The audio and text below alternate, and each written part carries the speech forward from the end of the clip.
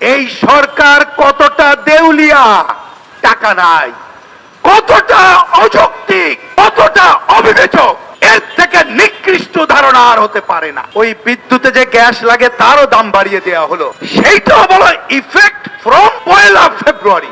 আগামী 3 বছর দাম বাড়তে থাকবে। দাম বাড়তে থাকলে ওই দাম আমার আপনার গাড়ি চালাবে। অর্থাৎ এই সরকার জনগণের পকেট কেটে না, পকেট নিংড়ে দিয়েই শান্ত হবে না, একেবারে ঘাড় মচকেই টাকা নেওয়ার জন্য এই কাজগুলো করছে। এই যে উৎপাদন ব্যয় বাড়লো, এই দায় কি জনগণের? বিদ্যুৎ নিয়ে যে গাল গল্প শোনানো হচ্ছে, এইটা গলার কাটায় পরিণত হবে। কয়লা, ময়লা আর তেলের উপরে নির্ভর করেন না, ওইটা নির্ভর করলে এটা গলার ফাঁস হবে। আজকে বিদ্যুতের গল্প গলার ফাঁসে পরিণত হয়েছে। এই দায় আওয়ামী লীগের, এই দায় শাসক গোষ্ঠীর, এই দায় শেখ হাসিনার সরকারের। আমি সবার দৃষ্টি আকর্ষণ করছি, আমি মাত্র কয়েক মিনিটে কয়েকটি কথা বলবো এবং আগামী দিনের কর্মসূচি ঘোষণা করে আমাদের মিছিলের কাজ শুরু করব। প্রথম কথা হলো, সরকারের এইবার ভাবসাব কি দেখছেন? একটু ভালোভাবে পত্রিকা খেয়াল করবেন। সেটা কি আগে জানাচ্ছিল 1 মার্চ থেকে বিদ্যুতের দাম বাড়বে, শুনছিলেন না? একটু খেয়াল করেন আমার কথা। গতকাল যখন ঘোষণা হলো, কবে থেকে দাম বাড়ানো হলো খেয়াল করছেন? করেন নাই। 1 ফেব্রুয়ারি থেকে, মানে দাম বেড়ে গেছে 1 ফেব্রুয়ারি থেকে। অতীতে শুনেছেন? শোনেন নাই। তার মানে এই সরকার কতটা দেউলিয়া, টাকা নাই, কতটা অযৌক্তিক, কতটা অবিবেচক, এর থেকে নিকৃষ্ট ধারণা আর হতে পারে না। শুধু তাই না, এর 2 দিন আগে ওই বিদ্যুতে যে গ্যাস লাগে তারও দাম বাড়িয়ে দেওয়া হলো, সেইটাও বলো ইফেক্ট ফ্রম 1 ফেব্রুয়ারি। অতীতে এইসব শুনছেন? শোনেন নাই। তার মানে 1 নম্বর কথা হলো, গত 2 দিন আগে বামজোট বিবৃতি দিয়ে যা বলেছিলাম, আমাকে একজন সাংবাদিক ফোন করলেন, ডেইলি স্টার এটা হেডলাইন করছিল যে আপনারা বলছেন সরকার আর্থিকভাবে দেউলিয়া, আসলে কি ভাই তাই? আমি বললাম একটু অপেক্ষা করেন। আমি ওই ভাইকে এখন বলি, অপেক্ষা করার দরকার নাই, গতকাল মন্ত্রীর ঘোষণার মধ্য দিয়ে এটা প্রমাণিত হয়ে গেছে। 1 নম্বর কথা শেষ। 2 নম্বর, কত বড় অযৌক্তিক লোক হলে, আমি একটু ভদ্র ভাষা ব্যবহার করলাম, ক্রিমিনাল আর বললাম না, এইটা বলে মূল্য সমন্বয়। কি ভাই, মূল্য সমন্বয় মানে কি দাম কমছে না দাম বাড়ছে? বাড়ছে। এইটাও চোখে ধুলো দেওয়ার চেষ্টা করতেছে যে ভাই আমরা তো দাম বাড়াইতেছি না, সমন্বয় করতেছি। তা সমন্বয় মানে দাম বাড়া। আরো ফাঁকিবাজি কোথায় শুনবেন? একটু ভালো করে পত্রিকা পড়বেন, আমার কথা না, ওই মন্ত্রীর কথা। এইটা খালি এই যে দাম বাড়লো 1 ফেব্রুয়ারি, কিন্তু তা না, আগামী 2-3 মাস যে সমন্বয় করবে, শুধু তাই না, পরিষ্কার বলেছে আগামী 3 বছর দাম বাড়তে থাকবে, কমপক্ষে বছরে 4 বার। ওয়েবসাইটে যান, সেইখানে তারা বলে দিয়েছে। কোথায় নেবে শুনবেন?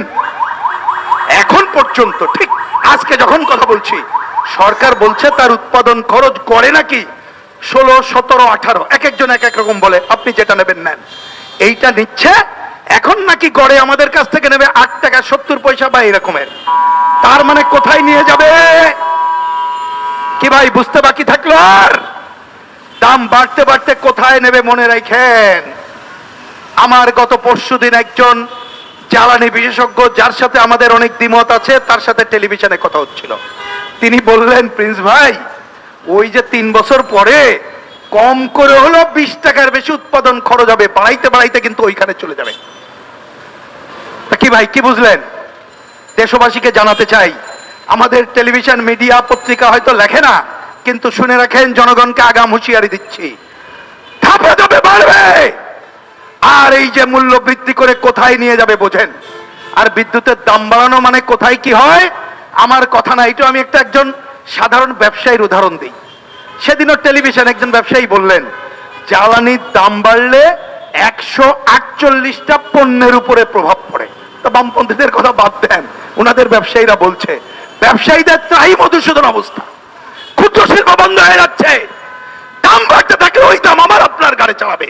অর্থাৎ এই সরকার জনগণের পকেট কেটে না, পকেট নিংড়ে দিয়েই শান্ত হবে না, একেবারে ঘাড় মচকেই টাকা নেওয়ার জন্য এই কাজগুলো করছে। 3 নম্বর কথা, সরকার যে বলছে আমার উৎপাদন ব্যয় বেড়ে গেছে, আমি করব কি? আমি 2টা কথা বলতে চাই। আরে সরকার, তোমাকে আমরা ট্যাক্স দেই না? তোমার নিজের টাকায় দাও না টাকা তোমাদের লোকজন? এইটা অনেকেই তো প্রমাণ হয়ে গেছে যে আগের মন্ত্রী ছিল, তিনি বিদেশে টাকা পাচার করছে, সম্পত্তি আছে, তিনি লেখেন না। যা তাদের সম্পত্তি আইনি, সেইটাও যে 2 নম্বরই সবাই জানে। তাহলে টাকা যা ট্যাক্স দেয়, এই টাকা দিয়ে কি করবা? জনগণের দুর্ভোগ। আজকে নাকি ওরা মন্ত্রী পরিষদের মন্ত্রী বাড়াবে, শপথ নেবে। 11টা নতুন গাড়ি রেডি, বাড়ি রেডি, শুল্কমুক্ত গাড়ি, পিয়াক পাইদা সব রেডি। তার মানে জনগণের পকেট কেড়ে তাদেরকেই দেবে, জনগণের পক্ষে না। এইবার আসে অন্য কথা, নেতারা বলেছেন, তবুও খালি মনে করাচ্ছি, এই যে উৎপাদন ব্যয় বাড়লো, এই দায় কি জনগণের? শুনে রাখেন বামপন্থীরা, আমরা যে তেল গ্যাস বিদ্যুৎ সম্পদ খনিজ রক্ষা আন্দোলন করি, অনেক আগেই বিকল্প তুলে ধরে বলেছিলাম, বিদ্যুৎ নিয়ে যে গাল গল্প শোনানো হচ্ছে, এইটা গলার কাটায় পরিণত হবে।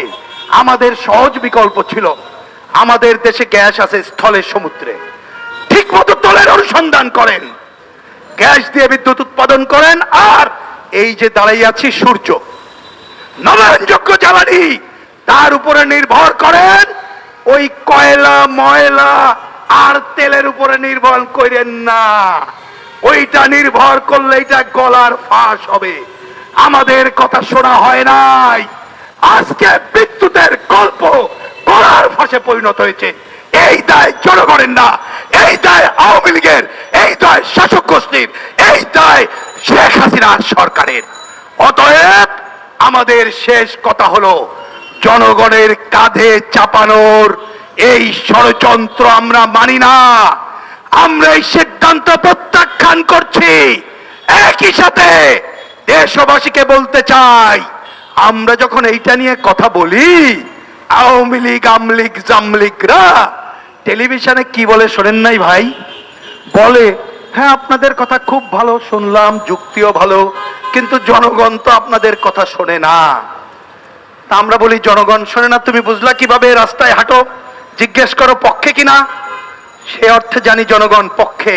তারা বলতে চায় জনগণ পক্ষে থাকলে রাজপথে নেমে ওদেরকে নাকি বিদায় করতো। তাহলে আমাদের সামনে পথ ওরাই কিন্তু বলে দিয়েছে, আমাদের নেতারাও বলে, আমাদের বন্ধু ফিরোজও বললেন, অন্য নেতারাও বললেন, পথ একটাই, জনগণের কাছে যে আমরা এই কথা বলবো। ওরা বলে জনগণ নাকি আমাদের সাথে নাই।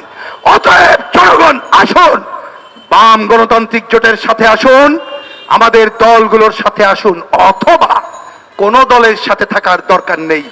নিজে নিজের প্রতিবাদী হন, প্রতিরোধী হন, ঘরে বসেই প্রতিরোধ করতে পারেন। ফেস্টুন হাতে লাগিয়ে আমরা জনগণকে সেই আহ্বান জানাই, যার যার অবস্থান থেকে প্রতিবাদ প্রতিরোধ করে চলা ছাড়া এই মূল্য বৃদ্ধির পাগলা ঘোড়া থামানো যাবে না।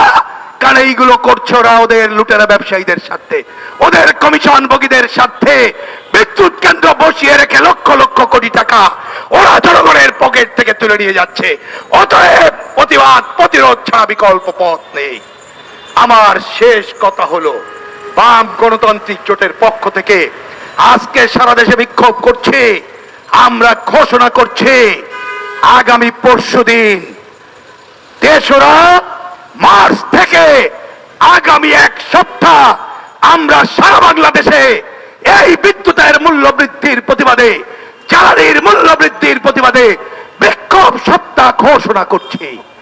একই সাথে সরকারকে হুঁশিয়ারি উচ্চারণ করে বলছি, যদি এই সময়ের মধ্যে এই মূল্য বৃদ্ধির পাগলা ঘোড়া থামানো না হয়, 1 সপ্তাহ পর রোজার আগেই জ্বালানি মন্ত্রণালয় অভিমুখে বিক্ষোভ ঘেরাও কর্মসূচি আমরা ঘোষণা করব। আসুন এই সংগ্রামকে আমরা এগিয়ে নেই, এই আহ্বান জানিয়ে আমি আমার কথা শেষ করছি, এই সভা শেষ করছি। এখন প্রেস ক্লাব হয়ে মিছিল করে আমরা পল্টন মোড়ে এসে আমাদের আজকের কর্মসূচি শেষ করব। ধন্যবাদ সকলকে।